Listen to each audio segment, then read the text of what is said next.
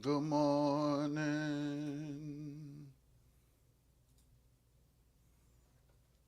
Good morning.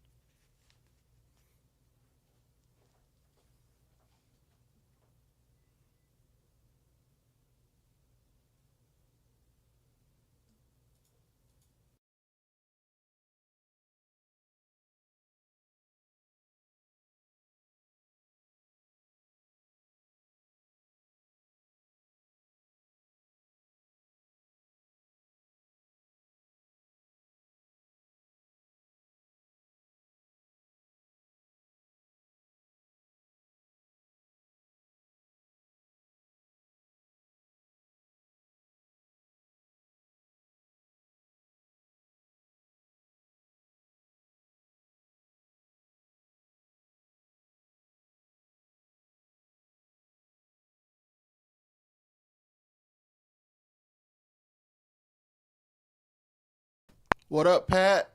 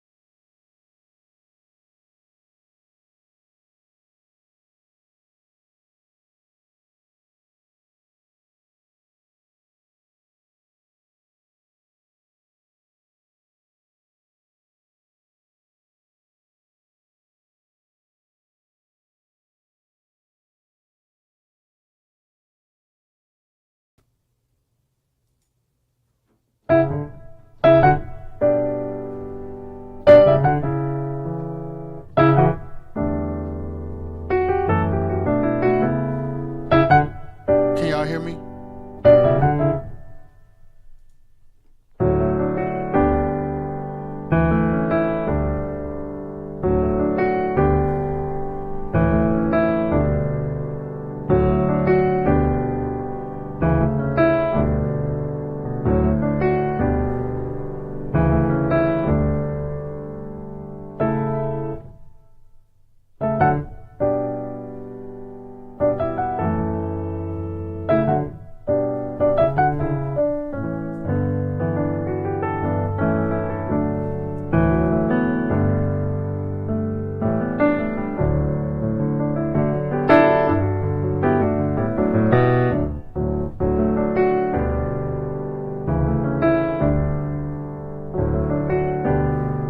Can y'all hear? Pat, let me know if you can hear.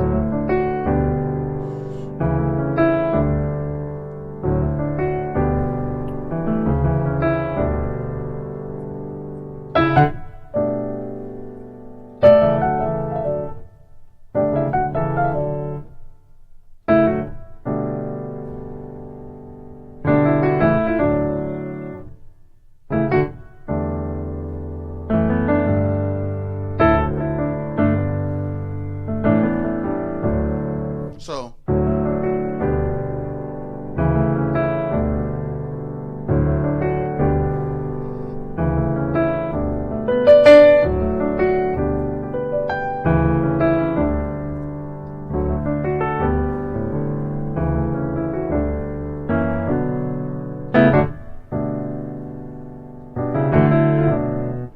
so,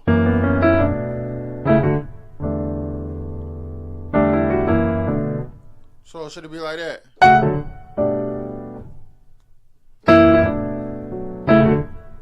Yeah, that works. Yeah, yeah, yeah,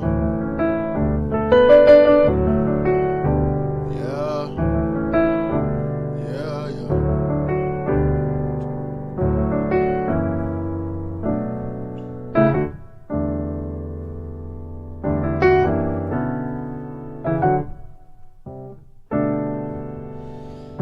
like that. I don't like that. So I like this though.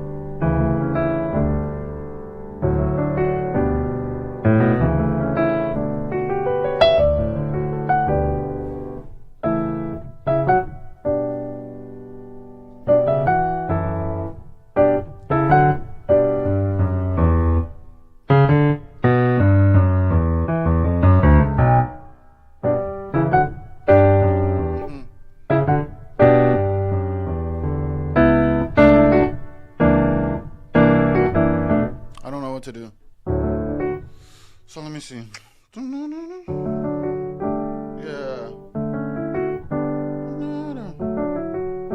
Yeah.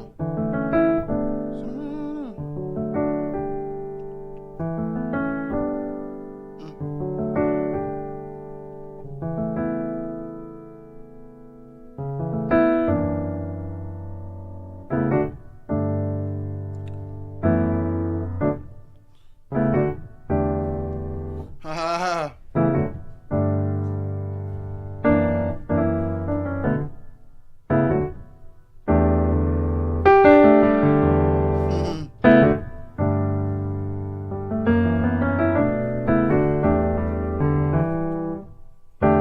I'm lost. I'm lost.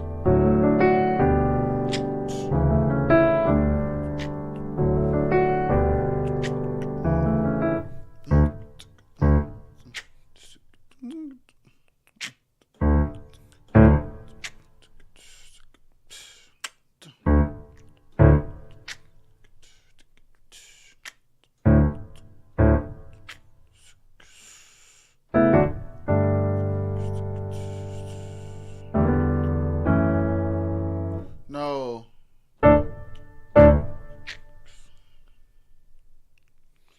All right. All right. All right.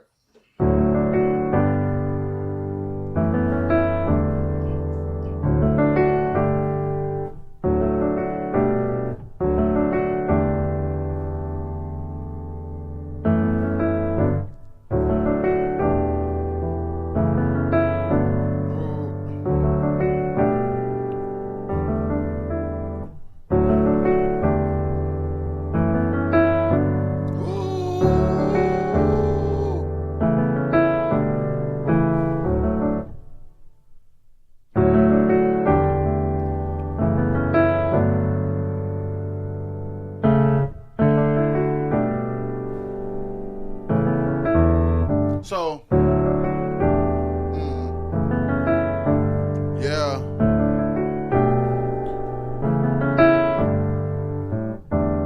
One more time.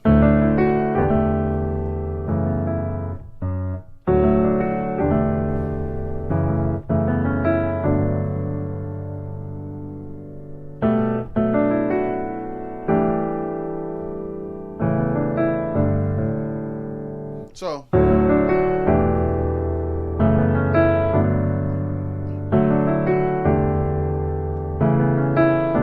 yeah.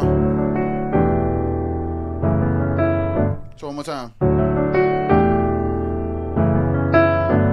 Mm. Woo.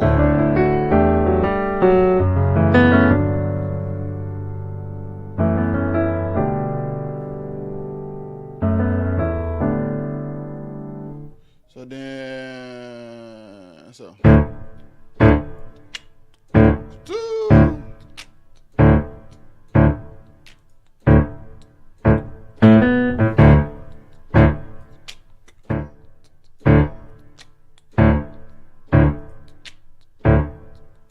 Okay.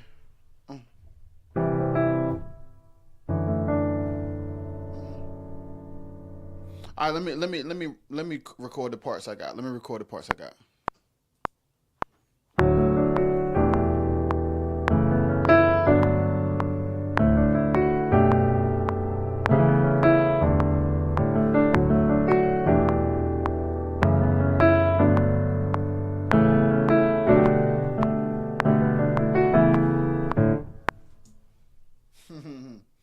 That don't make sense yet, but it'll be all right.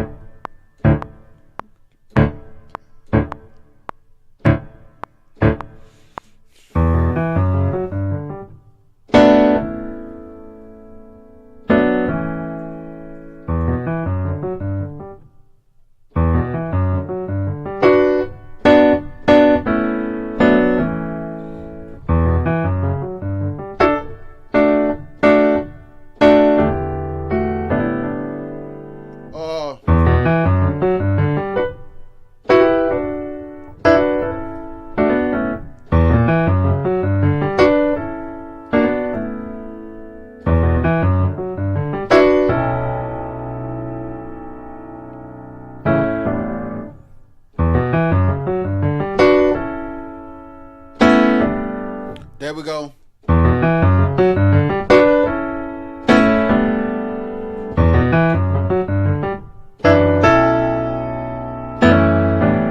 Yep. DJ, what up? Yep.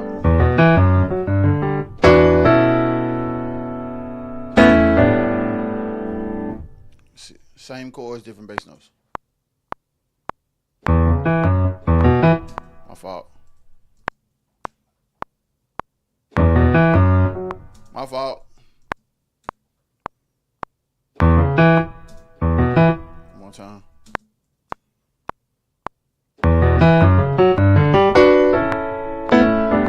Woo!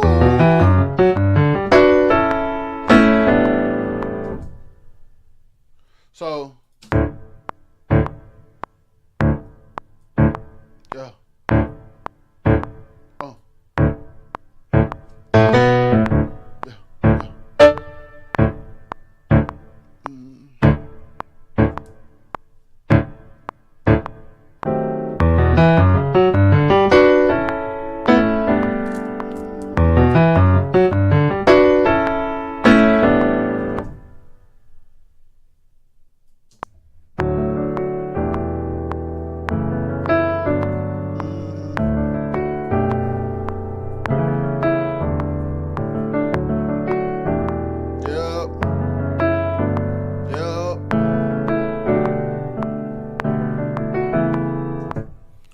I'm gonna fix that in a second. But that's it.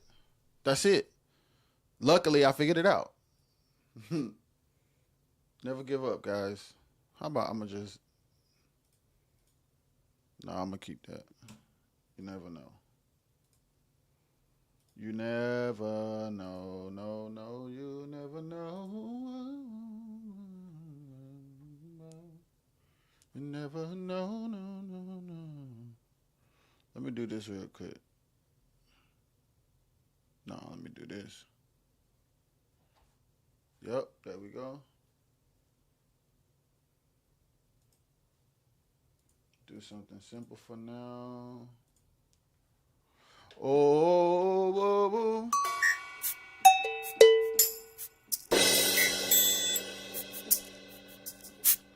Let me do this for now.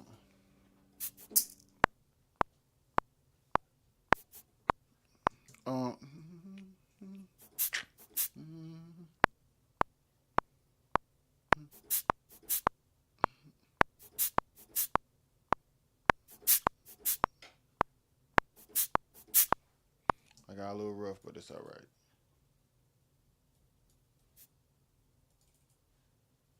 That ain't it.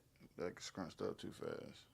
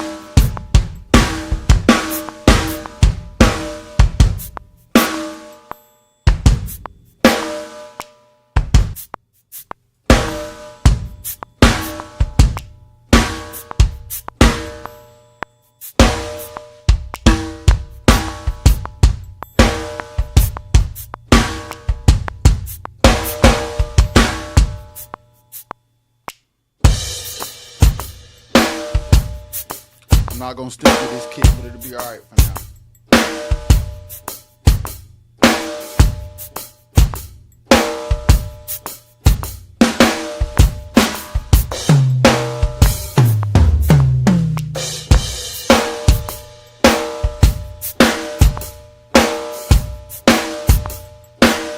I'm gonna start there for now. It'll be all right. Oh, oh.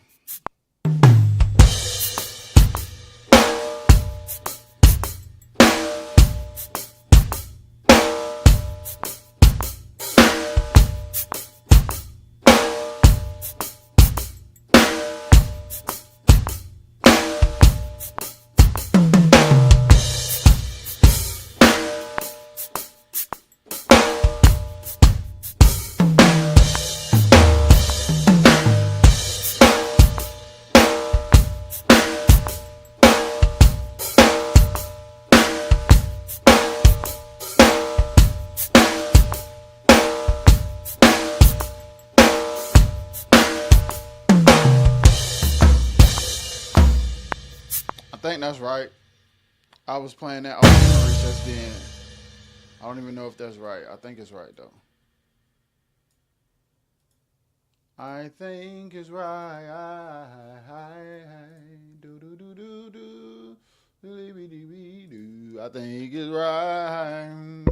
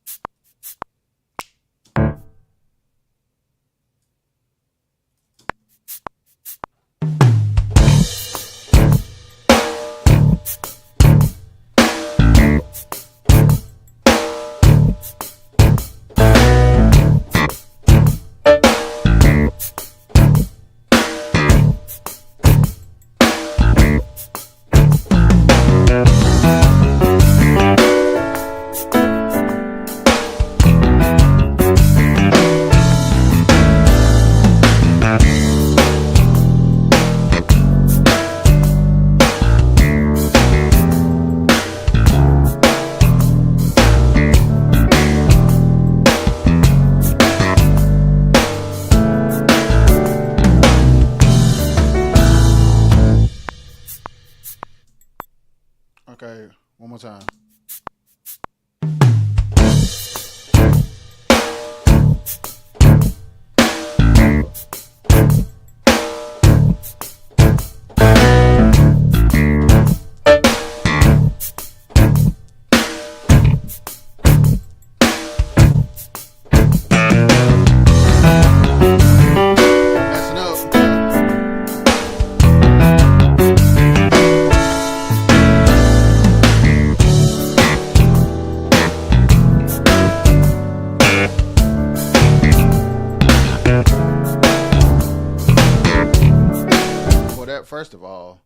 First of all, that boy piano off, so I can't focus, and piano MIDI notes is too light, so I can't even hear the changes. So I'm finna start over. I gotta figure it out. I ain't got it all the way figured it out yet, but I'm gonna figure it out. There we go. That's louder. That's louder. That's better. Rich, what up?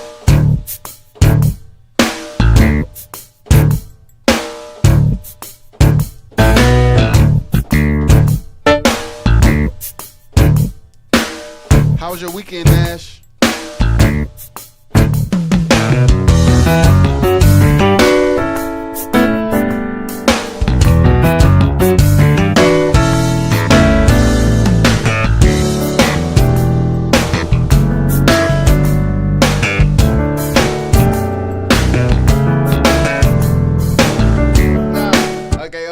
Okay.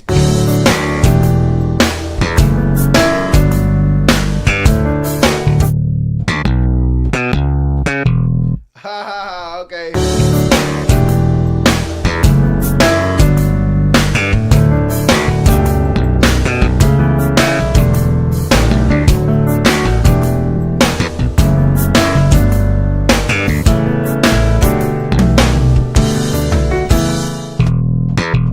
play a different bass note. I mean chord. Yes,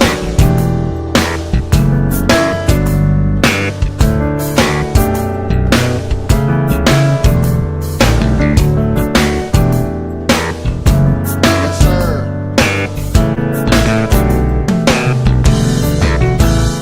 We almost there. Boom. Oh. Then I'm gonna go back to the verse on that other beat.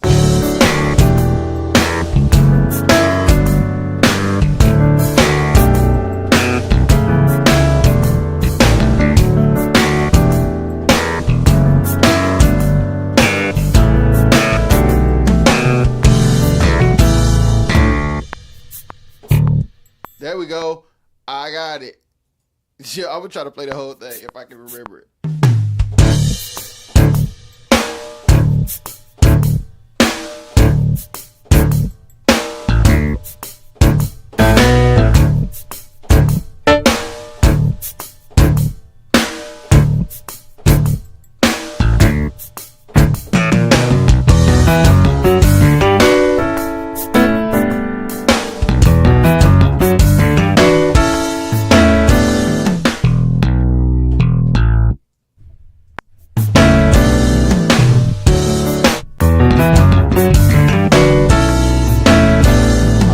Something wrong with my computer.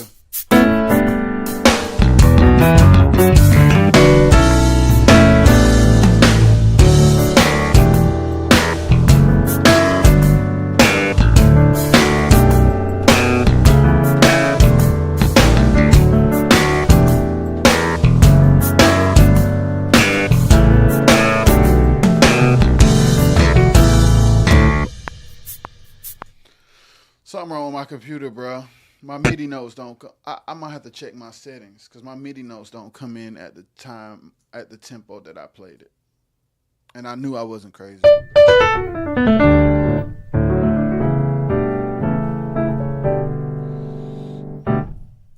I've been trying to play it off and just work, but it's annoying though.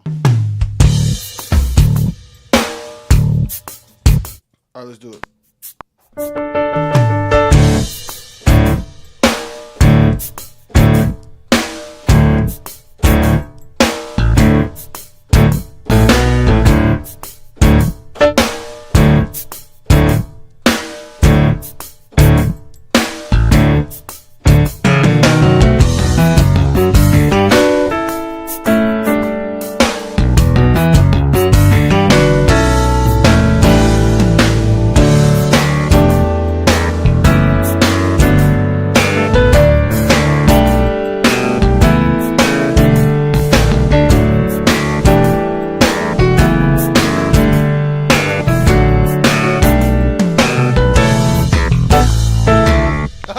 I messed up. Hey, Tank, what up, bro?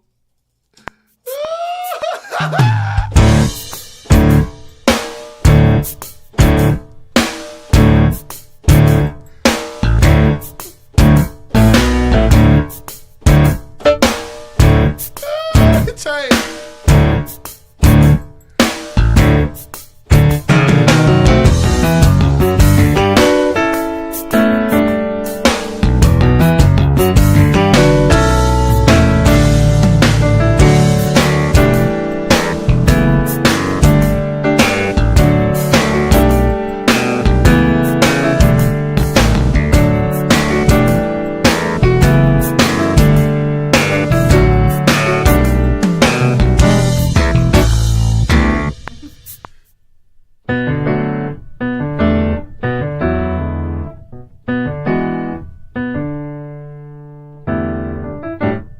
Oh, that is quartet.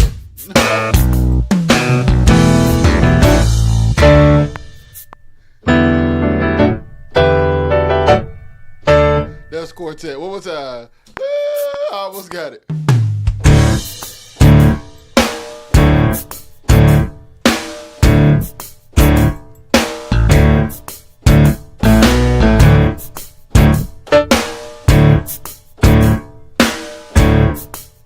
Hey, perfect.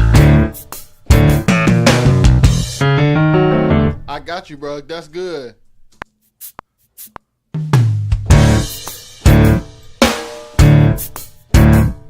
Good God, good God, good God. Woo!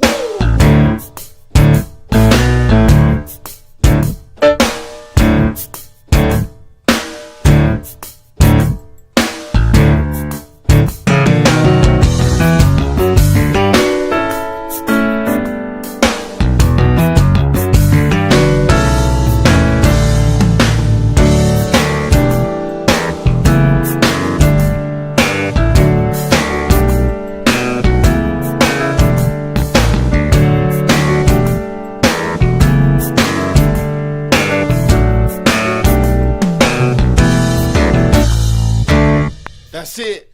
But I want to change this. That's it.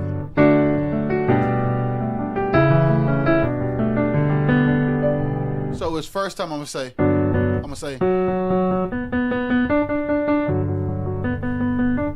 Listen. So it's listen. Then watch this. Watch this. So it goes from to. And that's where a lot of guitar players be making mistakes. Because if they get a track like this, they won't realize that this and this are two different things. This and this are two different things. So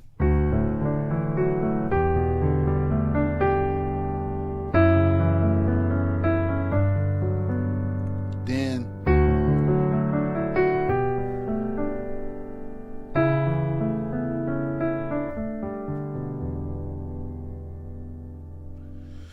and music sounds better when everybody knows the chords.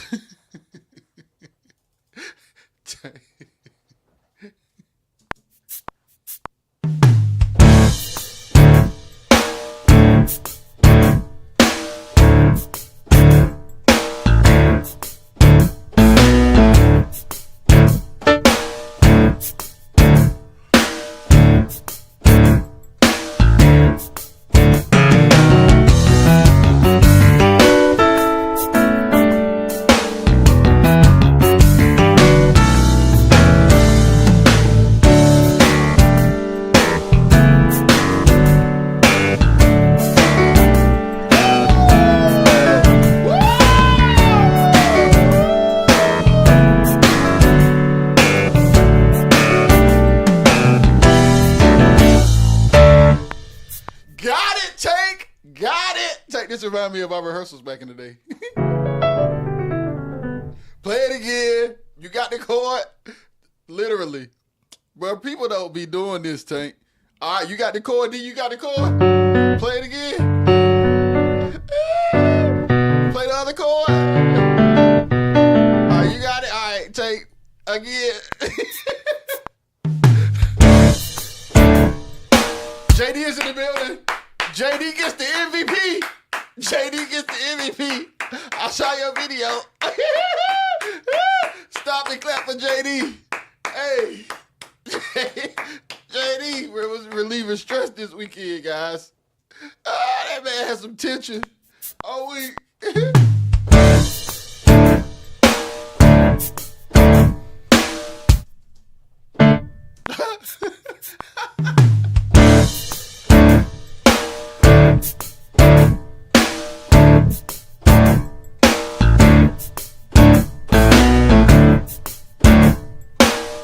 Forgot my jump, Tank. See, I'm distracted.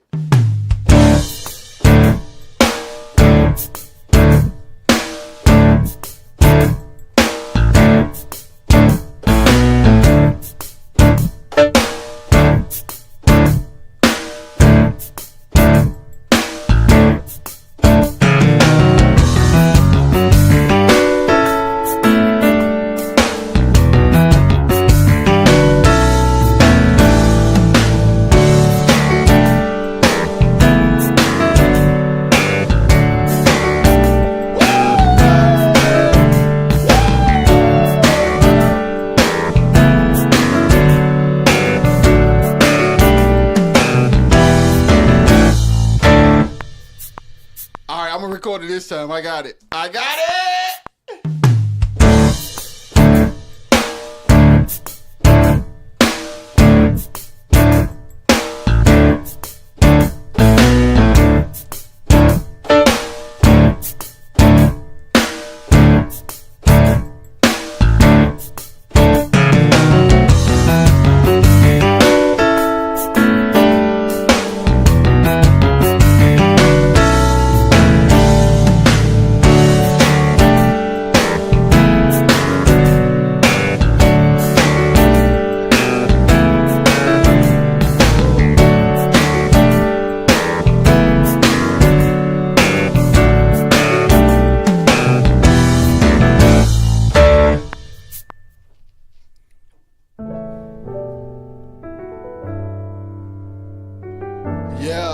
Yeah, it's very important. But yesterday I really realized how loops can set tones to songs. Okay, so let me talk about this. So Tank did a gig.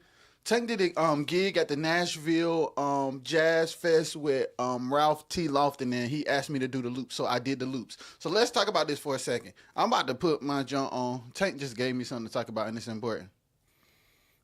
Hey guys, loops serve two purposes: keeping time and adding dimension to the song. It adds layers to the song. It is not for programmers to show their ability to program. It's just the same as being a musician. Make loops that make the song better. Make sure it's the right tempo and make sure it makes the song better. Treat the loop like another band member, not like a machine. So I did some loops for Tank, and Tank said he didn't even realize how important loops were. He said, I already knew loops were important, but yesterday I really realized how loops can set tones to songs. They can when you're intentional about how you program them. If not, they are just loud. Okay, let me say something too. The quartet. Tank used to do this, and I think everybody need to do this. Drummers, okay, I'm finna give game. It is very evident, and I'm sorry to say this, but it's true. Let me turn my mic up. Is my mic loud enough, Tank? Because I got to say, I got to say something that's important. Let me make sure is my mic testing. Because I'm finna say something. I'm finna say something controversial but true. Tank, my mic on 2, 1, 2. Y'all share this live. I'm finna share something that's important. It's gonna be controversial, but it's important. Okay, one thing that I've noticed and one thing I've always known is when you do a quartet gig, if you don't have your own engineer,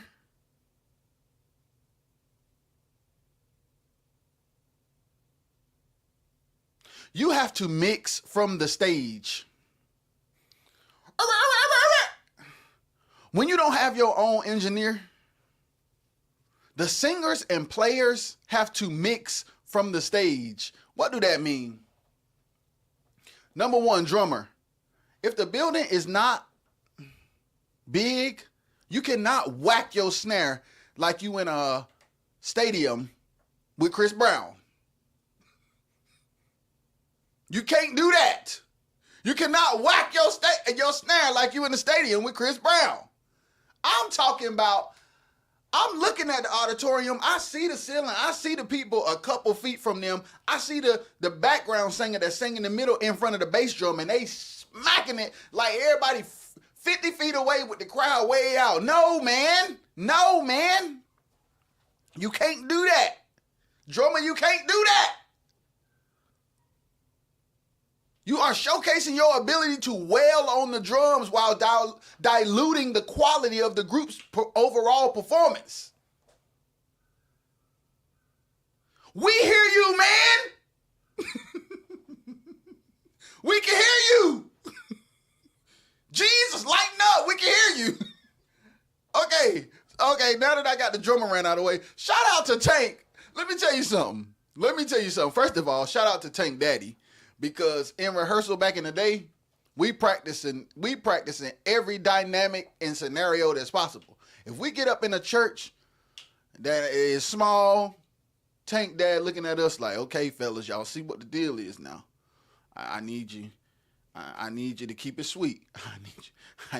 And here's say right, keep it sweet. That means don't OD on volume. I'm talking about boys be wanting to be heard. So what do I mean by mix yourself? Let me go back to the loops. It's all gonna make sense. Tank used to have a volume pedal. Why have a volume pedal? Because at Quartet gigs, sad to say this, but the engineers are setting up. Let me rephrase. The sound crews are setting up systems, but that does not necessarily mean that the engineers are going to mix your set. Hey, this might just be the country bumpkin in me, but man, I gotta hear the snare. But JD, if the building little and you right beside the drummer, unless you have a hearing impediment, he does not have to smack the snare for you to hear it. So you have to hone in your country before you wear them the audience members slam out. Cause it's like the drums is louder than everything else. But let's go back to the loop. Cause JD, I'm weak. He talking about the country. Hey, but look, hey, look, this is what I'm saying. Tank used to have a volume pedal for the loop. Let me tell you why. Because the engineer ain't paying attention to you, man.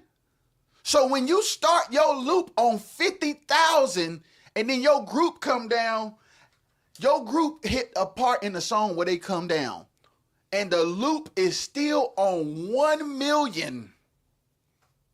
The loop is still on 1 million. And unfortunately, the man who's babysitting the board is not engineering your set. So he not finna turn it down.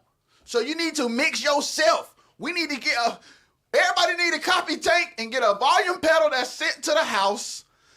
I'm giving game. A volume pedal you need 2 outputs. You need to use your left audio interface into your volume pedal, audio volume pedal into your DI. Then you need your headphone mix to come out of your phones into your mixer into your headphones, which means the loop can stay on 1,000 in your headphones, and you can control the dynamics of the loop when your group come down because y'all are dropping the music and the loop is like ding. I'm like, good. No.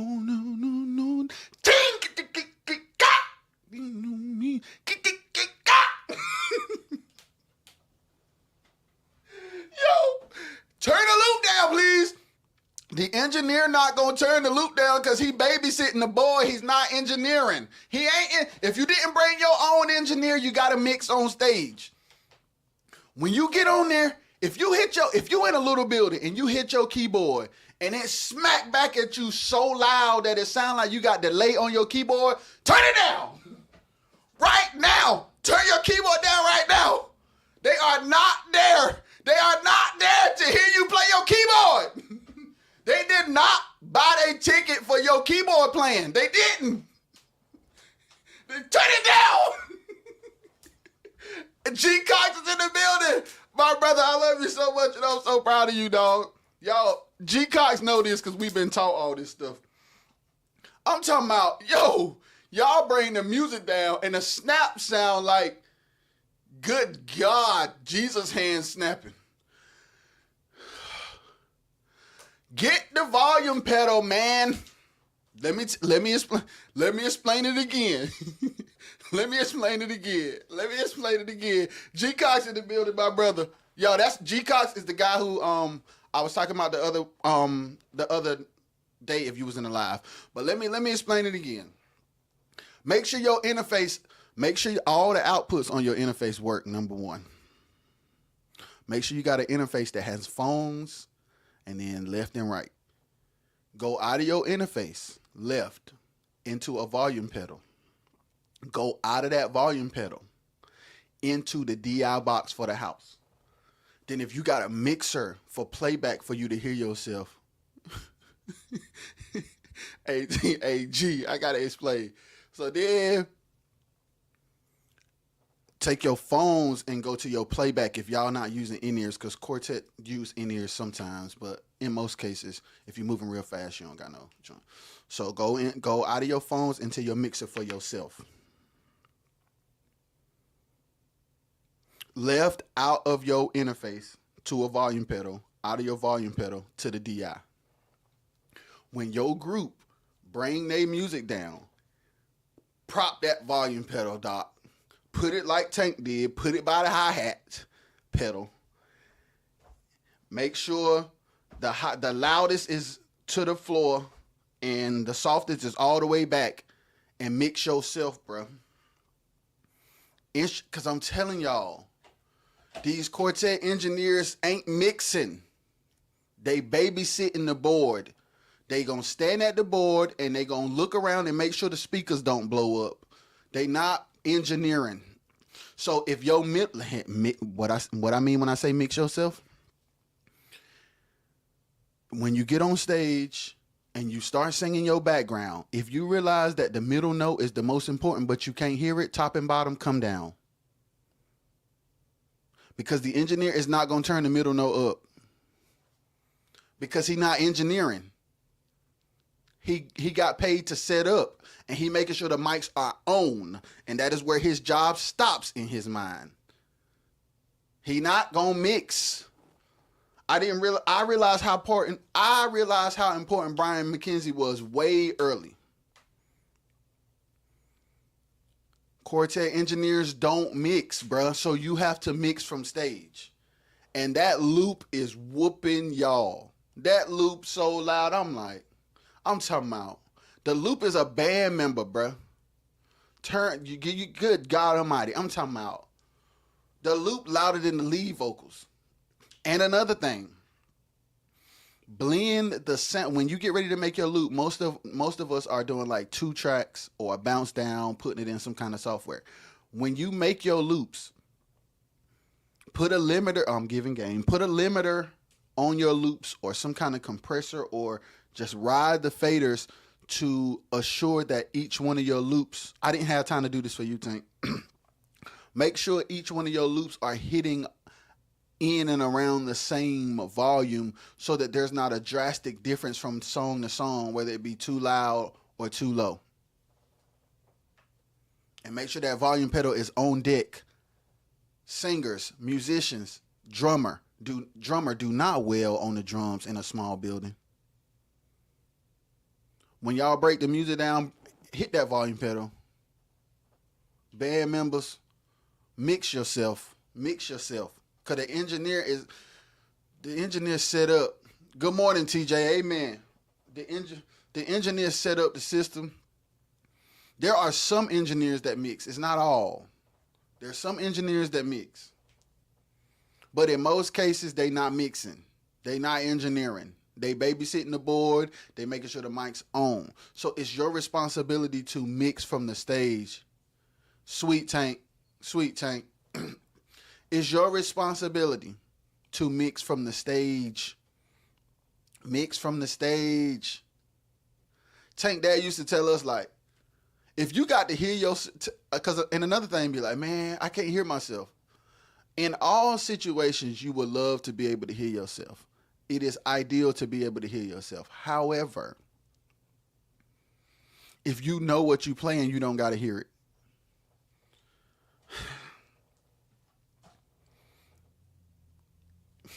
This is controversial. But if you know what you playing, you ain't got to hear it. If you are sacrificing the quality of your group's performance to assure that you can hear, that is selfish. And if you got to hear that bad, you really either in it for yourself or don't know what you're playing. If you know the song, you can play the song on mute. If you know the song well, but hey, if you're freestyling, that's another conversation. But if you know the song, hey man, Hey man, lead singers, do me another thing, lead singers. Lead singers, before you come on, I'm gonna give y'all another hack. If you got to hear yourself, yo, right here, you don't know.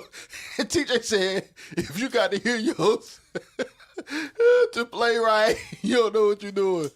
All right, Chandler. That's why I really hate going to shows now. Sound be trash. Everybody wants to be mic'd, but don't have the proper EQ. The whole presentation is just awful at times, but everything you saying is spot on. See. You have a possible consumer who would be a ticket buyer if we fix these things. Chandler is a potential ticket buyer if we fix these things. We don't be having these conversations. We just be busting house and shedding. Reverend Daltrich taught us that I need you to hear everybody else more than you hear yourself. If you can't hear everybody else, you too loud. That's what Tank Daddy used to tell us. We ain't had no in-ears, we ain't had no talkback. We had wedges in a church with terrible acoustics. And I mean terrible acoustics. Tank Dad's church was an old Southern Baptist church that was not built for the accoutrements we were bringing in there. So, hey, listen. Hey, if you can't hear everybody else, you're too loud. You hit it right on the money when you said... The tracks, Josiah, the tracks be on 50,100,000. The tracks is like, hey guys, there ain't no listen, the engineer, I'm not even going. Okay, all right, now I get it. Now I get why this is crazy. Did they just go be controversial? Now I get. Quartet has sound men, not engineers. A sound man is the man who brought the system in and set it up and is standing behind the board. A sound man and the engineer is not the same.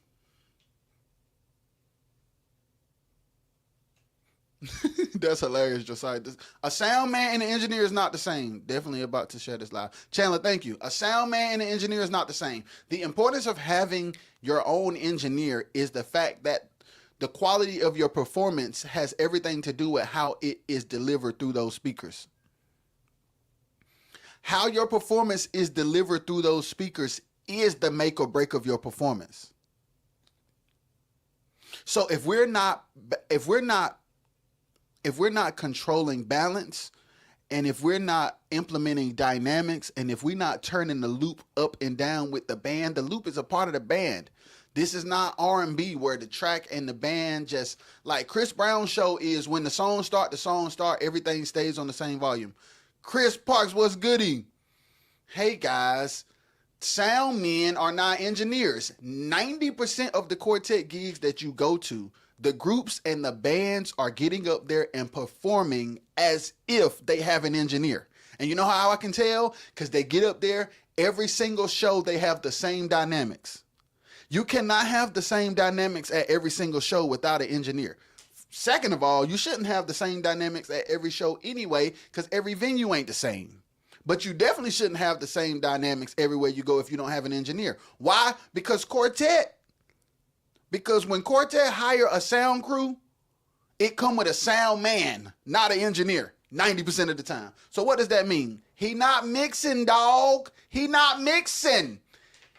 He babysitting the board and just making sure the mic's on. He ain't mixing, man. So when your loop too loud, he ain't turning it down. When your middle part too low, he ain't turning it up.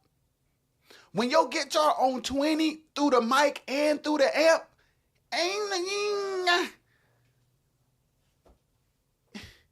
and it's like, the people came to hear singing, dog.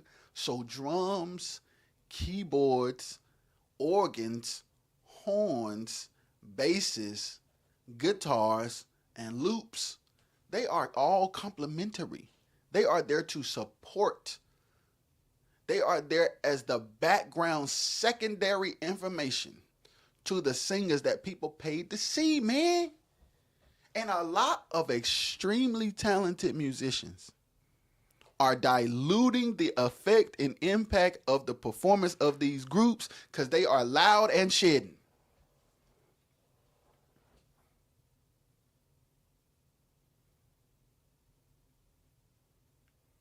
We have to create a different type of vibe if we want to see a different type of turnout.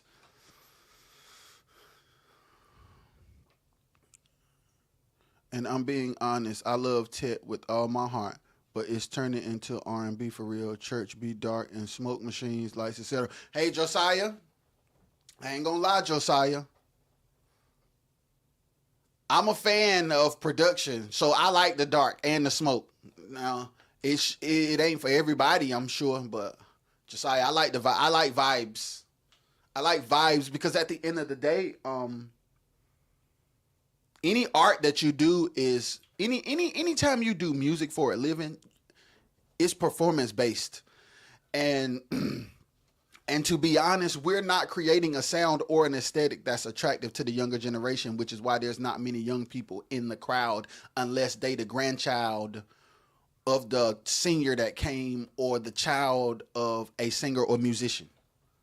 In the middle age, they not there unless they hunching somebody that's singing or playing.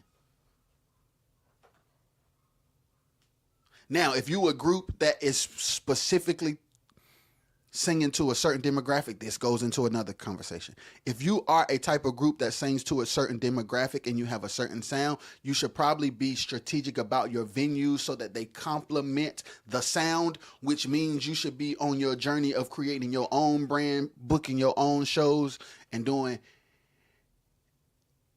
everything you can to eliminate the promoter that don't never pay you. That conversation gets on my nerves. I got to get Tyrell in here. Continuing to do shows in situations that you can't control while not getting paid for them is asinine. You can't control the outcome. You can't control the quality, and you ain't getting paid.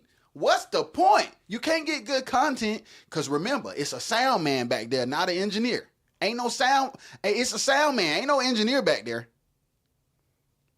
It's entertainment. It deserves a great production. Yes, Chris Parks.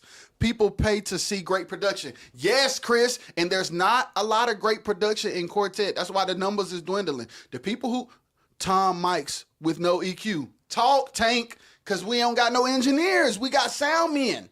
You got a signal? Sound men set up speakers, plug up power amps, turn on mixing boards, and make sure they got signal. That's it. Engineers go in early with their team of techs and hit toms. They do the white noise for the room. Then they hit toms and EQ, and they create, they tighten up, and they put tape on there for resonance because of the building. And then they do the things. Then they make sure the ear's working. And then for each group, when they do the sound checks that don't nobody do or come to, they have a digital board to save each mix. The reason why people say Quartet sound checks are irrelevant is because sound men are behind the board. So the sound check was irrelevant because nobody engineered and saved the scene. So the sound check, it's a line check. And I can do a line check 2 seconds before I sing. Okay, plug up my keyboard. Bang, bang, bang. You got a signal? Let's gig. Oh, God. How loud is it? I don't know. I just know it's on. And then you, the keyboard player, you just gonna play on 20. As if you have an engineer and you don't. You don't got no engineer, man. You can't just be on 20. You ain't got nobody to turn it down. You have to turn it down. And if you gotta hear yourself that bad, you don't know how to play good, man. You supposed to, if you know the song, you ain't got to hear it. The audience is more important than your ears in this situation, man. You know you ain't got no P16s, no Avalons. You ain't got nothing but these big loud wedges. The stage so loud. Come on, man. You walk on stage and you got to blink your eye every time somebody do a note. You doing like this because it's so loud on stage. Good God. Not sure. Hey. Jokers do not be showing up to sound check. In the defense of Quartet specifically, TJ, I have to defend Quartet, a big nasty word, gate the kick. Yeah, I will defend Quartets, TJ, because y'all, TJ is a musician, he's a producer, and he's an engineer with a sound company. So we can have this me and TJ can have this conversation in layers because he knows what it's like to be the MD. He knows what it's like to be the programmer. He knows what it's like to be the drummer. He knows what it's like to be the sound engineer at the back. But TJ, in the defense of quartet artists, engineers, sound men don't be saving scenes. So the sound check is irrelevant because when they hit the stage, it's like they never sound checked. TJ says, stage so loud, don't even need the house mix. And y'all, I'm telling y'all, a lot of people think loud is effective. And quartet is such a feel and emotional genre. And we look so much for the energy to determine the success that we think loud and energetic are interchangeable, and they not. You can have emotion, you can have dynamic, you can have a flow of the spirit, you can have a high praise, you can have all that without hurting nobody's ears. And you can do all that without shedding. Did y'all know that? You can have all of those layers of dynamics and expression and experience in a controlled environment. You don't have to shed. You don't have to be on 20. It's like, yo, we have to. It's like when people be like, bro, people talk about us playing with Doc and stuff, and it's like, I reference Tank a lot because when it comes to quartet, of course, Tank do everything. But when it comes to quartet, bro, I'm going to say this with confidence because I've been around a lot and I watch a lot. And I'm going to say this, and drummers hear me. Drummers hear me with love. I've yet to see a drummer as sensitive to a room as Tank. I have yet to see a drummer that controls the dynamics of a performance like Tank. I ain't seen it. Everybody gets on stage, turns the loop on 20, starts if the first song is the drummer starting the intro, the drummer do not care who on the front row. The drummer do not care how close the middle singer is to him. The drummer do not care about the height of the ceiling. The drummer do not care about how far the back wall is. Tank do though. We were taught that. So guess what I'm going to do? I'm going to tell y'all. Stop just getting up there, brothers, and playing. Don't just play. Don't just play. Observe all night. If everything has been loud all night, you have control of the whole shebang with your dynamics. And if your lead singer just wants you to be on 20, you work for him, so do what he say. Unfortunately, he need to be schooled too, because people would enjoy him more if he stopped hollering and telling you to smack so hard. People would enjoy him more if he stopped hollering and telling you to smack so hard. These are the hard conversations, bro. There's a huge lack in the genre, and it comes from the fact that there is no Pops and Doc. Hey, listen, it's like, people be like, man, Doc band's so tight. That's because he teach dynamics for 50 million hours.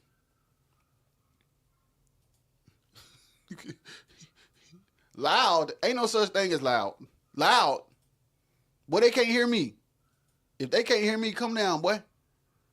The loudest thing Doc want to hear is horns. Everything else, bring it down.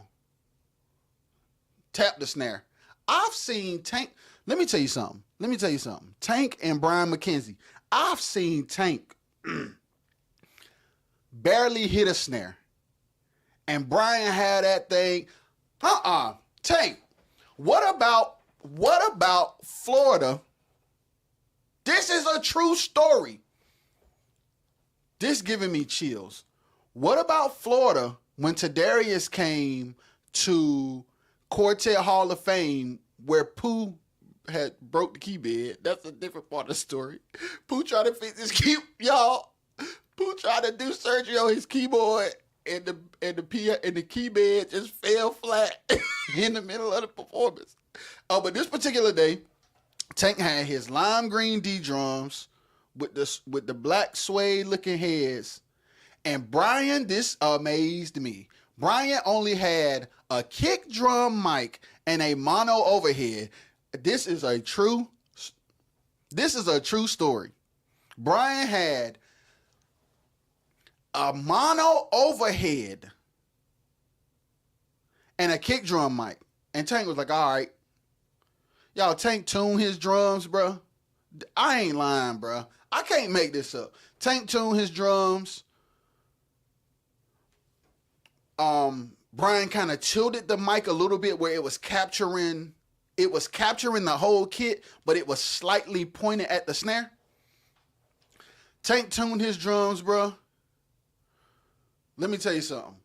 Cause we used to sound check so early that we had time to like check. So Tank would be checking his drums and we'll just be like sitting on the front pew or just like walking around.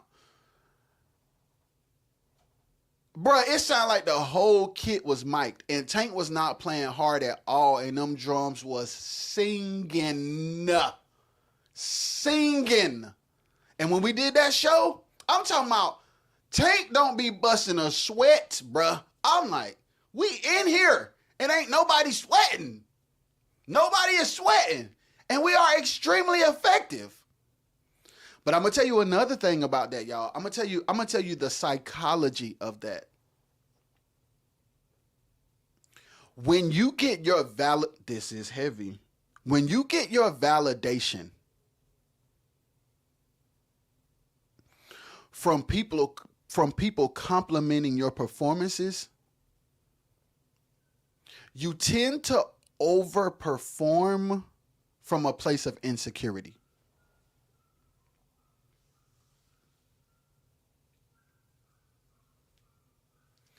When we get on stage insecure, we forget that we are there to serve the artist and give the people the best that they deserve. Our insecurities come out and we forget that we are there as hired help to serve.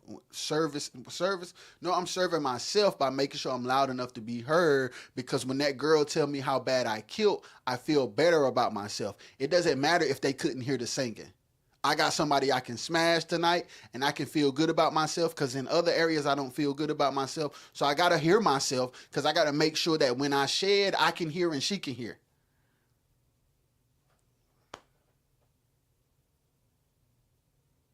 So the ticket buyers are not my concern. That's what the ticket buyers.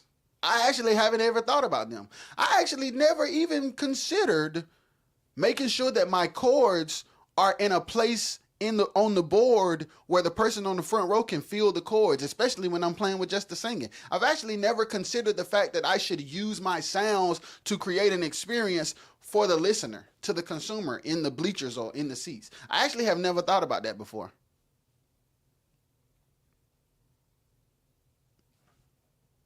There's a lot of musicians that have not thought about the fact that they are there to serve. So between Doc and Tank's dad, I could be like, hey, matter of fact, hold on. I'm going to just give y'all an example. Hold on, I'm going to give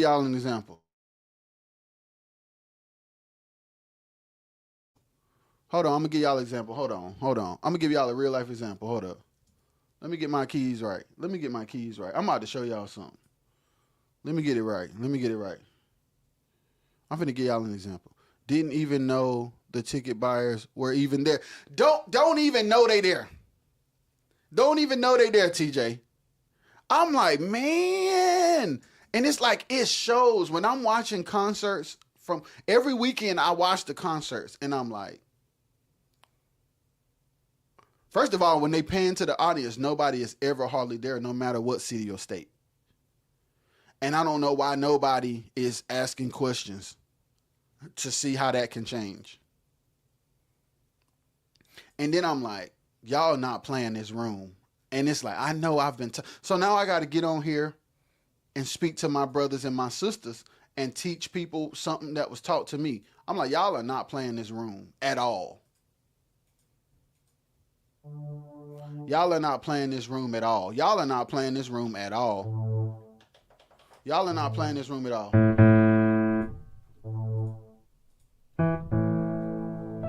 So watch this.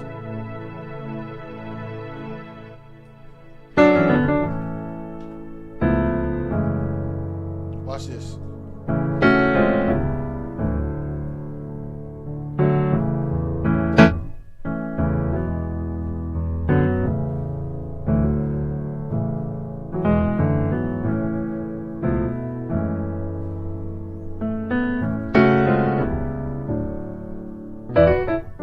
Watch this.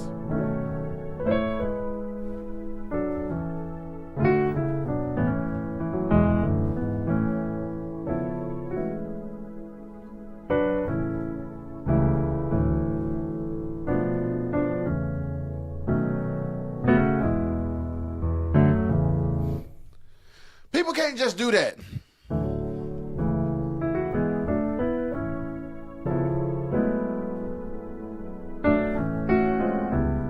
That's for the old lady in the front. That's not for the girl who I want to smash. I'm playing for the old lady in the front because she the one that paid the ticket. The girl who I want to smash, she didn't pay for a ticket. Somebody let her in. She probably the promoter daughter. See what I'm saying? Don't play for her. Don't play for her. Don't play for her, man. Don't play for her. Don't play for her, man. Play for the ticket buyers. Because people ain't showing up to these gigs. And there are layers of reasons of why. And the part of the why that you have in your control is how you control yourself. Do better, guys. We got to do better. So listen, back to the point. There ain't no, hey, Nash on Instagram. Hey, when you do, 90% of Quartet gigs do not have engineers. They have sound men. What does that mean? You're not getting mixed. So what does that mean? Mix from the stage. Play the room. Every performance should not have the same dynamics because every room is not the same size. You should not play every gig with the same dynamics because every room is not the same size. Every room not being the same size on top of you not having an engineer means you should be more sensitive. The truth is the girl gonna be impressed either way because you on the stage to begin with. Thank you, TJ. Thank you, TJ. You do not have to shed to get her. If she like you and you on stage, you already got her. So it's a win-win. You can have her and please the old lady who bought a ticket. You do not have to shed to seal the deal. Golly. Just play the gig, bro. Hey, Nash said, hire you a sound engineer. Man, I'm telling you, some groups should fire their aux board player and get an engineer. And if he is an engineer, get him off the keyboard and put him at the mixing board. Right, TJ? If she like you, she like you. That's what I'm saying. I watch a lot of concerts every weekend, and y'all not playing these rooms. Y'all shedding and y'all not playing these rooms. I'm like, bruh, they sound, it's like, y'all not playing these rooms, bruh. There's no control. There's no prestige. There's no, oh my God, they just hit the stage, the whole mood changed. Bruh. This is man, I can't make this stuff up, bruh. People used to, like me and Tank and them, people used to be so impressed with us because it's like, we were children. Well, I was a child. They were grown. And it's like, we were mood shifters. It's like, oh, the room. It's like, it's like, yo, of course we were taught to be that way. So that's why I'm like ranting right now because I'm fussing and teaching at the same time. I'm fussing because I'm sick of it, but I'm teaching because some people just don't know no better. So I'm fussing and teaching. It's like you want to be so dope that when you hit the stage, the atmosphere shifts. And you want to be so prolific that it doesn't take a lot for what you do to be heard and felt. And you want to be complimentary, and you want to be complimentary at such a level that the artist and the group members can't move without you. They'll go broke to make sure they pay you your price because you are an asset.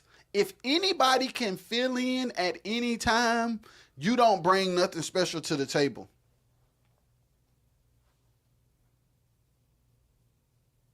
If anybody can fill in at any time and you don't hear no difference, you don't bring nothing special to the table. One thing about Tank, boy, if Tank play for you for a long time and then you get somebody else, oh man, you can hear it, boy.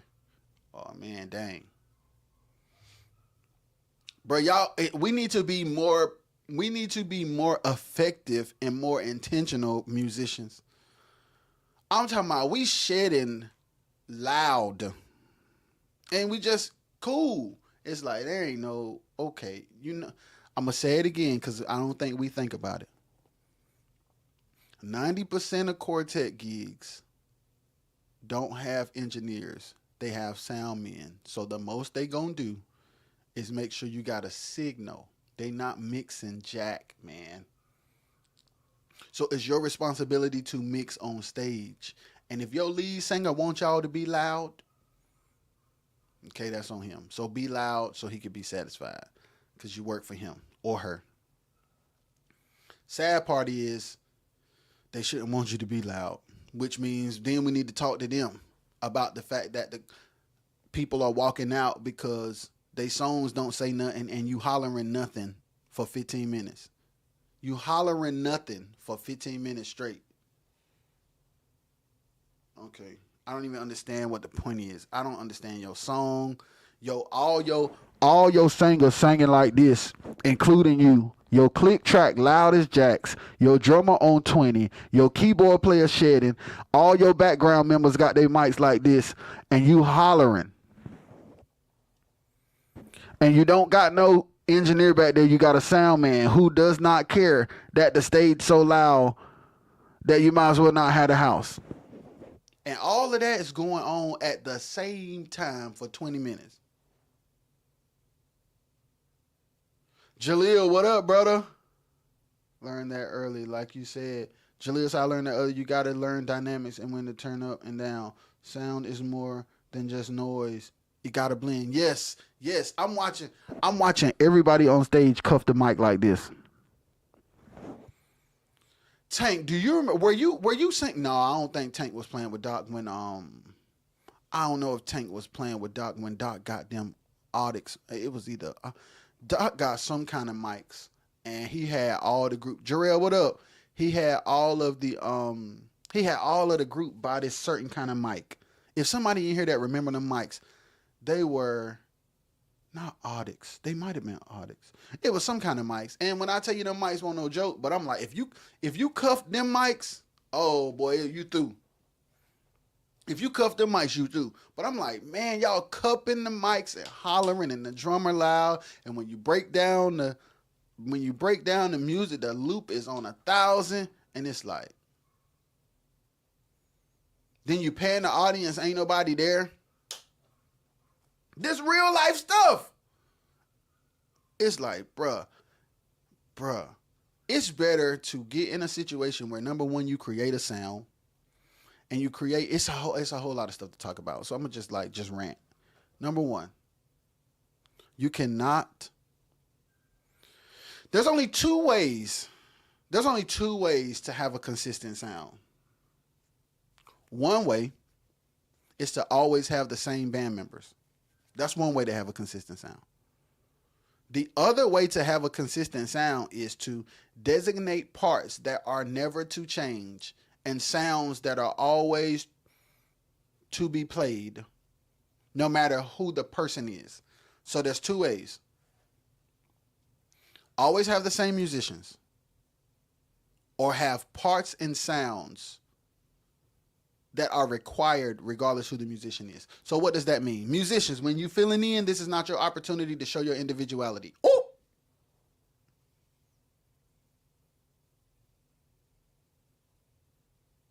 That means the horn line is the horn line, the aux line is the aux line, the chord is the chord. No matter what, no matter how many chords I'm capable of playing, this is the chord for this artist's song. Happens at every show, gig, every group want to drive. The audience get tired of that. And I don't think Jarrell, I don't think people know the audience get tired of that. I don't think we are doing, y'all, let's be critical thinkers. If I'm a group and I'm doing shows all across the South, all across the East Coast, and I'm consistently doing shows and I'm seeing that, okay, we got a few senior citizens here. Yeah, we got a couple kids. Some of them came with the groups. We got a couple shorties in here. We got some dudes from the city that ain't playing, but they got in through the back. At some point, I'm going to ask myself, how do we change this? Because I'm sick of not getting paid. I'm sick of coming places like putting gas in the car and getting to places and 5 people are here. And a lot of it has to do with songs, performance, presentation, business, brand. Y'all ain't got no brands, ain't got no songs, ain't got no consistent presentation. Back to the sound, it's like, bruh, Doc's sound ain't gonna change but so much, no matter who play for him, because he is the sound. And every now and then you have people like me, I'm gonna be honest. The freedom that I, oh my God, I'm going to just talk about it. The freedom that I had playing with Doc, let me tell y'all why I had so much freedom playing with Doc. I had so much freedom playing with Doc because I was trained by Tank's dad to be so disciplined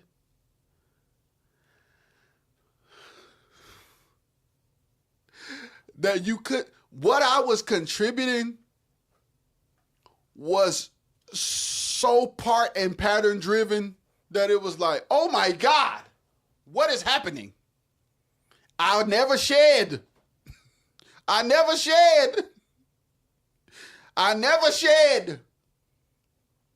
Any situation I have ever been in, the key to me being important in any situation that I've ever been in is my contribution is foundational. My contribution becomes fundamental. Doc ain't never been loud. Doc will put a drive on the floor. Listen, and he's sitting there like, hey man, loud. Cause they came to hear me. They came to hear me, not you. Which is a fact. They came to hear me. It's like, so people be like, bro, people have told me like, bro, I don't understand. You doing stuff like, dang. And I'm like, man, I'm contributing things that become fundamental and foundational. To the point where when other people come, they do that. So it's like, okay, he brought something that we can't live without. So even though you're doing this, even though you're playing this role right now, I need that. So what that mean? You got Dom, you got Alex.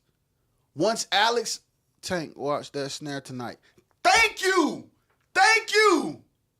Lead singers is not paying attention. They want to bust house. So it's like it's like, man, what makes them so effective? Tank, watch that snare. And I'm talking about Doc will sit in the audience all night long. Man, y'all think he's sitting there? Of course, politically and socially, it looks amazing that he's been supportive of all the groups thus far.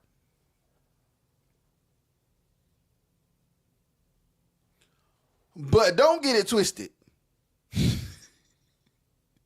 My man is out there studying. Do not be mistaken. Anytime you saw that man sitting there, trust me, when we got in that dressing room, buddy, I'm giving y'all game. Doc sit there all night We round, first of all, me and Tank and them didn't do no walking. So we sitting somewhere in a corner or in the dressing room. Me, 90% of the time, sleep. Tank, 90% of the time, sleep. And then it's like, Tank said, Tank like, hey, Tank and them, Tank or Pooh or somebody. Tank and Pooh or somebody are like, come wake me up. All right, I'm woke. I clear my eyes. They like, come on. So we getting dressed. The whole time we getting dressed. We are being instructed. Okay, so I'm gonna come out with Ride with Jesus, but tonight I wanna. So when I come out, Pooh, you just make sure it's flush. Make sure it's flush. Tank, just hit the hi-hat. Make sure the strings are like present. Brian, make sure it's out there. Yes, sir. That's gonna be the first joint. Okay, so. Because he just watched the group before him be on 1,000,000,020. So, boom, we come up. We know what to do. We in B. I turn my synth lead on. We'll turn them strings on. Tank cymbal swell. On the one. We in the game. Let's play. We in the game. So Tank, once we come in with the first verse, Tank is playing the snare. I'm talking about off the rip. The Lord's gonna play for me and you. Boom. Strings is full as jacks. I'm playing my shit. Don't you wanna go? Boom, boom. Tank on the snare. But he barely hitting it. But Brian got that thing just right out there. He got it sitting just right with a little bit of verb. Listen, I'm telling y'all, man. I'm talking about we in there. We in the game. Tank said I changed my snare tone so many times. I'm talking about Tank walking the building with multiple snares for one. And then two, it's like, all right, today is a D tune.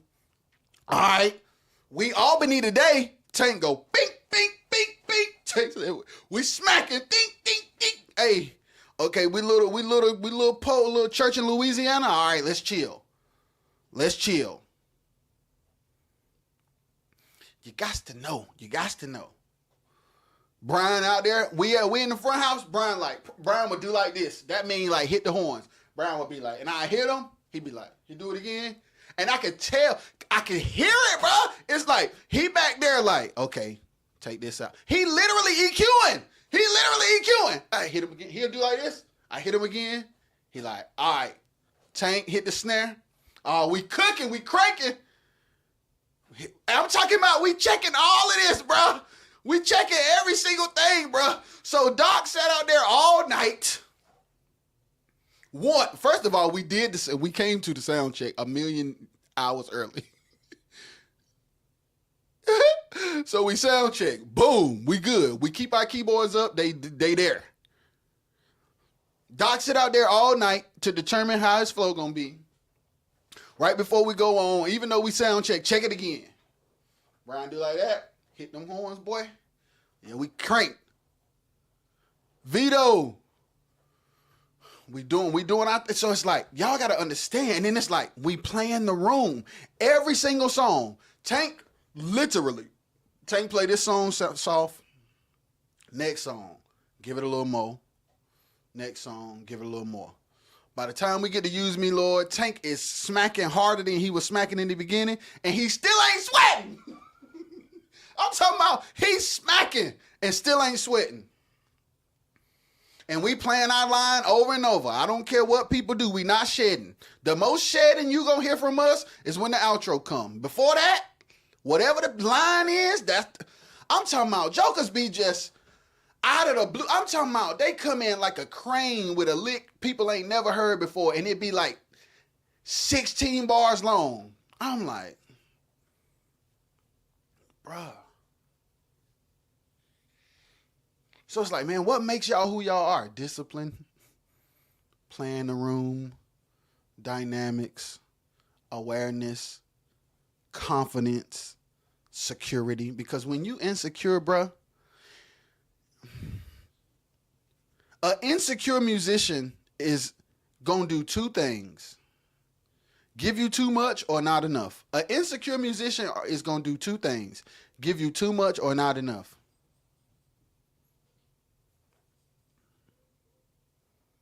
Hey, you miss me fussing. JD, you miss me for JD back on the JD back on Instagram. You miss me fussing, man, about dynamics.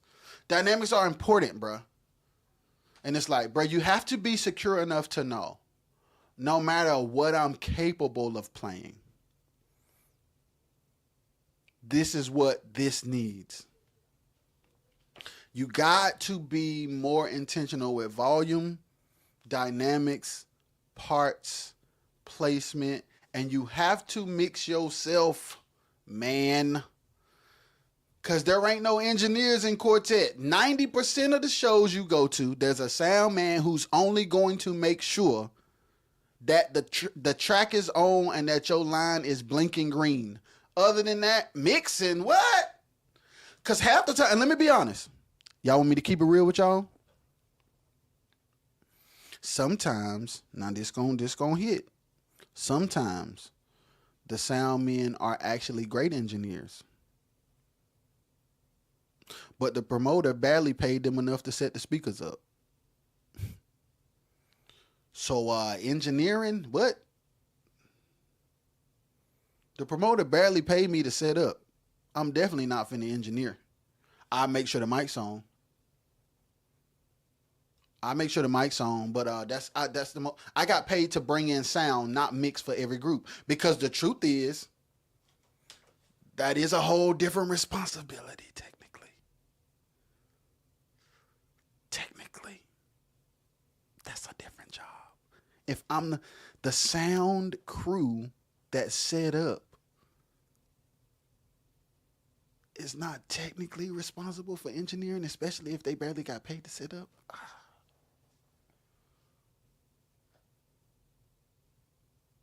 Which is why Doc will have Brian and then Tim, because I'm not leaving the quality of our performance at the mercy of nobody who ain't paying attention. I don't know how it is now, but that's how it was then. It's like, oh, I get it. It's like, we're not in control. It's like, if we don't have our own sound and our own engineer, I don't care how good we are not in control of what the audience hears. When you perform live, it is audible and visual. What people see and what people hear need to be dope. That's why stage production is important. That's why uniforms is important. That's why where you sit and stand on the stage is important. That's why I don't know who it was that decided to stand the way we used to stand, but it made a difference because we were the only ones that did that. And it's like, all of these things are important. And there are so many variables in quartet that are uncontrollable. So you got to control what you can control, because you can't control the venue because artists won't do their own shows. You can't control the presentation because you're at the mercy of whoever, wherever the venue is, however it's set up, whatever the back line did. That's just, when you get there, it's just like Russian roulette. It's just like, oh, it's a nice kit today. Up, it's a terrible kit today. Up, it's a decent system today. Up, it's just tops today. So you don't even have control, which is why Doc brought a system, because it's like, when you don't have, you can't build a consistent brand when you're not in control of your presentation. You can't build a consistent brand when you're not in control of your presentation. When you're not in control of how you sound and how you look, and you're at the mercy of wherever you go and whoever is there, like you at the mercy of, like, let's just make it it's mono today. TJ. Bro, and it's like, bro, we gotta get it's different ways. Like, I talked about quartet groups being their own promoters and doing venues that are small enough to be able to pack them out in places where people love them. instead of doing big empty churches with no control, with cheap sound and no money. People responded to me saying that like I was blaspheming the Holy Ghost. And then Lisa Knowles sells out the City Winery.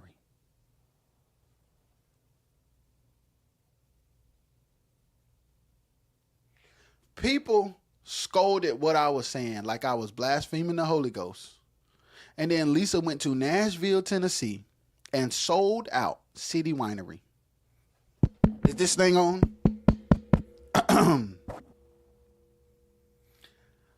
I shared a clip of Lisa. First of all, they had on like these leather outfits that was super dope. And she was doing a drive, bruh, and they was so low, bruh, and she was killing.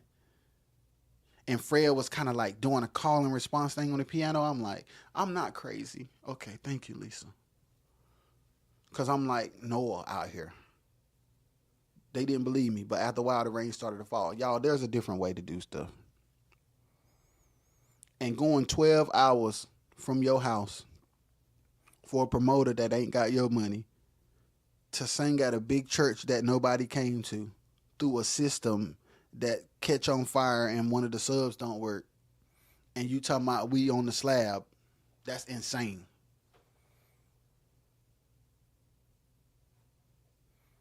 Dumping an empty house on a terrible system, going home with less than what you came with monetarily, that's not pro.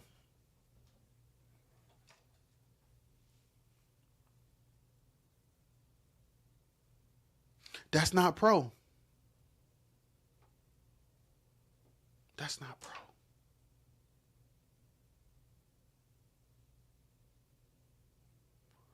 Malika's in the building. That's not pro. Let me say it again. Going 12 hours from home to bust an empty house through a raggedy system just to come home with less money than you went with is not pro. It's not pro. I know we've been taught that it is. I know booked and busy is a metric to determine success. I know shouting the people is a metric of success. But when people broke and people cars are raggedy and people can't feed their family and you don't got no brand and people not showing up to see you for real, that's not success. Even if you got a lot of dates on the calendar. You can have a lot of dates on the calendar and can barely get to any one of the shows. And it's like, we have this thing where it's like, we see somebody calendar, oh snap, they out every weekend. But how many of those weekends are they going to get the money they supposed to have? How many of those weekends are they going to be in venues where the tickets sold decent? How many of those shows will they be able to get to and from without the van breaking down? How many of those shows are they going to go to and get people's emails and phone numbers to create a list? How many of those shows are they going to take a videographer to? How many? 0. That ain't pro, bro. I'm sorry. That's not pro. That's not pro, man. It's just not pro, guys. It's like, it is wiser to build a brand on, like, listen, I said it and I keep saying it. For the groups that can afford it, okay, now I'm gonna talk to groups that can afford it. For the groups that can afford it, and when I say afford it, what do I mean? Your band members play at church. You and your group members got a job or some kind of steady income. If you're in a situation where you're able to sustain your life and pay your bills without quartet gigs, it is wiser to stop doing them for a season to build a brand. If you can afford to make a living, pay your bills, make sure your kids straight, make sure everybody eat. If you're able to do that without gigging, it is better to take a season to invest in somebody who can strategize with content, somebody who can film it. It may be somebody in your group, it may be somebody you have to outsource, but it's wiser to build a brand, build a social media presence, create content, get in the studio, make songs, film behind the scenes in the studio, create a fan base. Create a fan base. Create a fan base. Why do you want to create a fan base? Because when you look at the turnouts of these shows, okay, I'm gonna tell y'all to ask yourself a question. Groups out there who do quartet shows, when you get to a show and you look in the crowd, how many people came to see your group? If there's 10 people in the crowd, how many of those 10 people came to see your group? Did they come to the concert or did they come to see your group? And that's the shift that can be made for people who are willing. Get in your lane, create your sound, build your brand, and have shows where people to come see your group. 20 people, 30, 50, 20 people, 30 people, 40 people, 50 people coming to see you for $20 that know every one of your songs in a town where you know it's already sold out because you did digital tickets before you left home, so you're not depending on the door. That is way more valuable than flipping a coin to go do a show because the promoter like you, but people don't know you in that city. And then you can't afford to get home halfway down the road. Y'all break down, the gas pump break, or something crazy happen to the carburetor, or the transmission go out, and y'all literally cannot afford to get it fixed. That's not pro. Pro is, this is our Spotify monthly listeners. This is our website traffic. This is how much we make per month on merch. This is how much we make from our subscriptions. These are the hot spots that people love us, and this is the tour we're routing at 50 to 75 cap venues with our own sound crew and our own engineer. And we don't just do weekend shows. We're doing a month of touring in this route that the numbers showed us. We took our data from YouTube. We took our data from DistroKid.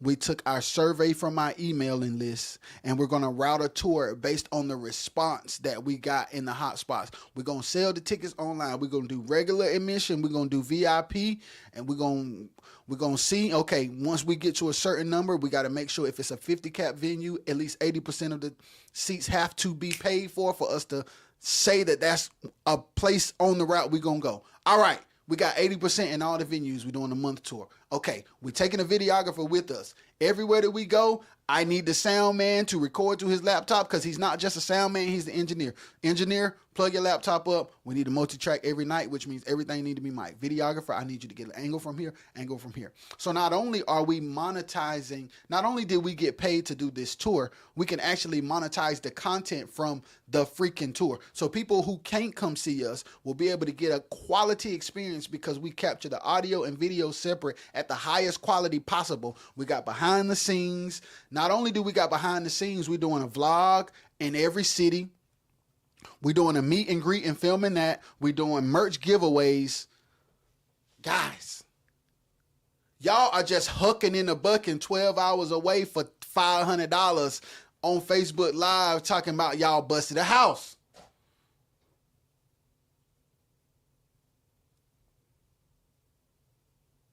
And anybody who's not doing that are Lokes. And the Lokes are more financially stable. The Lokes have more talent. They just ain't finna be doing that crazy stuff you doing. The Loke you ridiculing got a daggone 401k.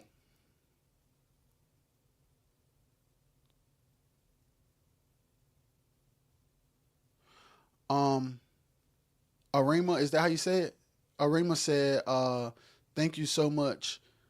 I say the same things you are saying, but now I'm just but I'm just a nobody. So it's bypass. Keep saying it. Share this live. Y'all, there are artists that we have never heard of, and it's not genre specific. We live in 2025. The excuse of it's quartet, people don't like it. Listen. When the Hamiltons make a video talking about you getting mad, I'm getting rich. If that can go viral, people like quartet.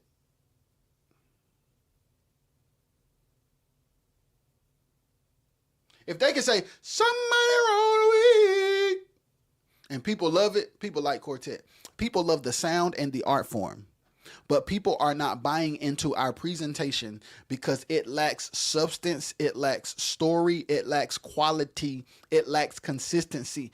And you can't expect nobody to buy into something that has no substance, no quality, no consistency. You ain't got no brand, man. You ain't got nothing for people to buy into. And you just doing shows off of the strength of the promoter liking you and booking you, but you're not considering the fact that there's nobody there to see you. Malika said heavy on the 401k and I'll be elope. So Malika is evidently elope with a 401k. Give me 401k Loke for 20, please. Let me get that. I'll be 401k Loke any day before I be broke pro. I'm just saying, bruh. I'm just saying.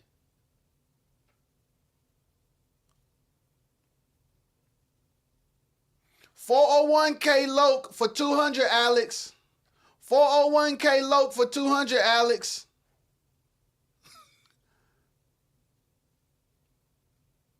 It is better to be a 401k Loke who has the resources to fund the building of a group's brand over time versus hitting the slab. It is better to take 6 months, 12 months, 18 months, 24 months to say, no gigs. We're going to create music and we're going to pound this internet game until we have the data to show where we should be performing. Because we all in this group have jobs and churches and other gigs that will sustain us financially while we build a foundation strong enough to build a house on. Let's stop trying to bust houses and let's build houses. Let's stop trying to bust houses. We're trying to tear houses down. That's why we homeless. We homeless because we tearing houses down.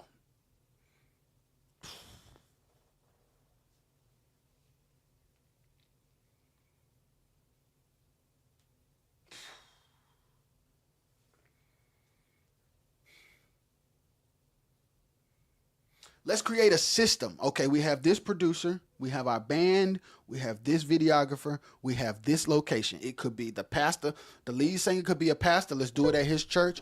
Okay, one of the background singers got a little dough. They a bail bondsman. We got one of the singers a bail bondsman. They got a firehouse with a dope basement. Let's turn that basement into our content studio and let's set up our gear. Let's work. Let's Casanet Quartet. Let's make sure we have our engineer, have our videographer in here. Let's do ticketed events. Let's showcase our music live. Let's do ticketed events online only. And let them beg us to come see. Let them beg us to come live for them to see us. And then when they beg, let's put the ticket out there and see if they buy. If they buy, let's go. If they don't, we good. We making 5 figures a month at home off streaming and off our subscription platform and off our virtual concerts. We good. Okay, we want to go do this person's anniversary. We can do it. Matter of fact, don't pay us nothing. We actually don't need to get paid. But what I do need in my contract, I need a certain kind of board. I need to make sure we got a certain kind of system. And if my engineer cannot touch the board, we are not coming. Because we are not going there just to bust the house. We are going there to perform and network and get content. So if my engineer can't touch the board, I need you to check with the sound person you hired. If they are territorial over the board, we can't come.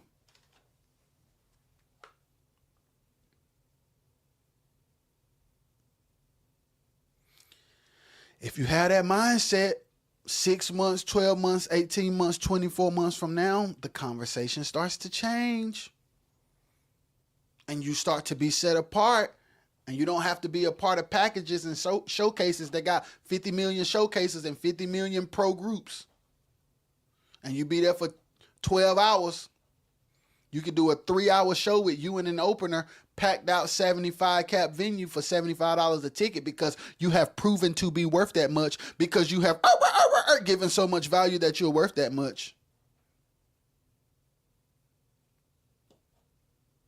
I've been saying we need to start this group as a business so we can be the employees of the brand name and think beyond performance. Absolutely, absolutely. Because at the end of the day, I'm gonna say this to his point. Because I said this I posted a video about why I left Doc McKenzie. I put it on YouTube. Some people loved it, some people hated it. But in that video, somebody pointed out something that I said that was incorrect, and I want to correct it. This is a perfect way to correct it. I said that musicians are employees, and somebody was like, employees or contractors.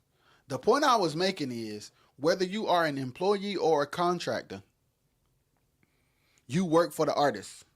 So there's certain things you don't supposed to have to do. But if their group doesn't have a business entity set up, because they were saying, because somebody was telling me like, well, man, you said something about being reimbursed for gas, and if you worked at Walmart, you wouldn't be reimbursed for gas. Yeah, I wouldn't be reimbursed for gas, but I would know how much I'm going to make. I know I've already factored in how much it costs for me to get to Walmart, and I know how much it costs. I know how much I'm going to get paid for an 8-hour shift, and I got benefits. But if I'm in your group, you should have a business structure set up where I'm either an employee or a contractor so that I'm able to write off. Because if you pay me the same amount of money for every show that I do, and you give me a check in my business name because you have a business entity, when I do have to drive, I can keep the receipt from getting gas and write it off. But if you don't have a business entity and you paying me under the table and you only giving me $100 and it took me $25 to get here, you owe me $125. Or else I made $75.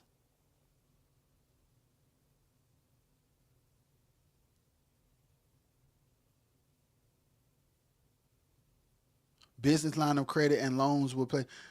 It's so when you talk about how pro you are, and we getting paid under the table because there's no business entity doing direct deposits or giving us checks, how pro are you when you don't have an account with an extra amount of money to make sure expenses are taken care of? How pro are you? If we get to a city and we don't have no hotel, so jokers is going on stage stinking because they didn't have nowhere to wash after driving all night for 12 hours, how pro are you? If we can't get a per diem and we've been out here for 4 days and I got to spend all my money to eat and all my money to put in my gas tank, and then you tell me the promoter don't have all our money, so I'm going home in the negatives, how pro are you?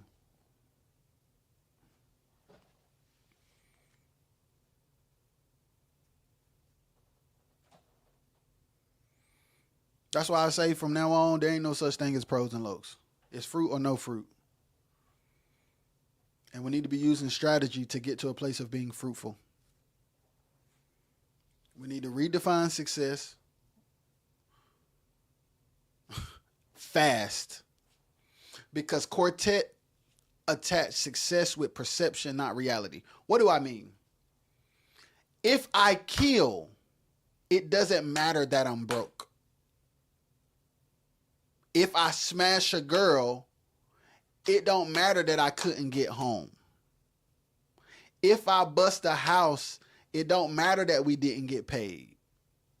I just need people to believe and see a certain thing. And as long as that perception feeds my ego, I can disregard reality.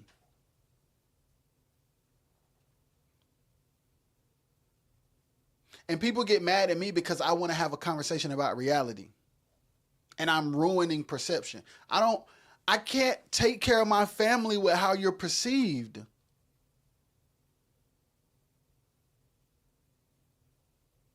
Perception can't pay a rent, a mortgage, a car note. It can't. A woman telling about how good your lay down game is can't pay your light bill. A viral video of somebody's live that's not your page can't pay nobody. Somebody else making that money, man. Yeah, it's viral. But the lady on the front row getting that money, not you.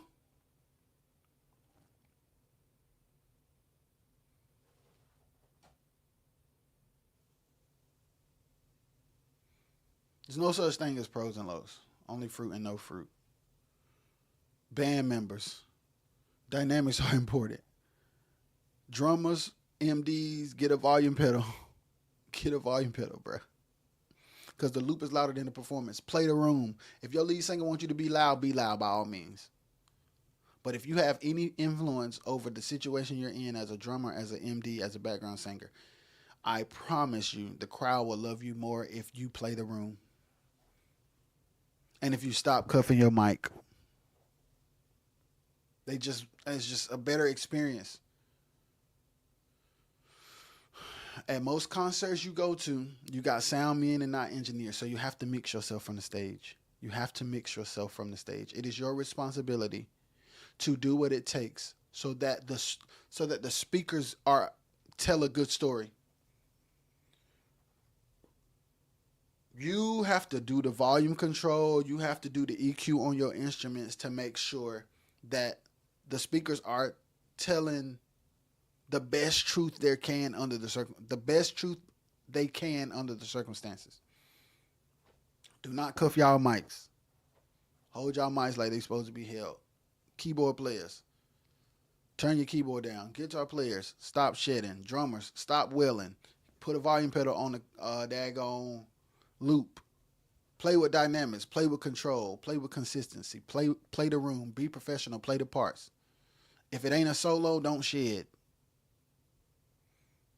Singers, it's okay to holler sometimes because that's a part of quartet, but it's not okay to holler the whole time. Trying to invoke a emotional response without giving your heart to the performance is when performance has gone too far into showmanship for validation. So you're leaving out of the realm of the ability to be impactful. Because you're baiting people to feed your ego. You're not delivering to be impactful. You're baiting people to feed your ego. You're not delivering to be impactful. There should be an intentionality to be impactful. This is the room. These are the people. This is the sound system. So this needs to be the lineup. This needs to be how we play. This needs to be how we sound. Use that sound instead of that sound. Tune your snare down. Make sure the loop stays low. Let's do this on the floor. Tonight, let's do the first song with just the keyboard. Strategize and be strategic. Play the room and serve. When you get up there to sing, you're serving. It ain't but 10 people in there, but act like it's 1,000,000 people and give them what they pay for in a way that makes them have to come see you again. All right, y'all. I love y'all. I hope I said something to help. I'm out. Peace.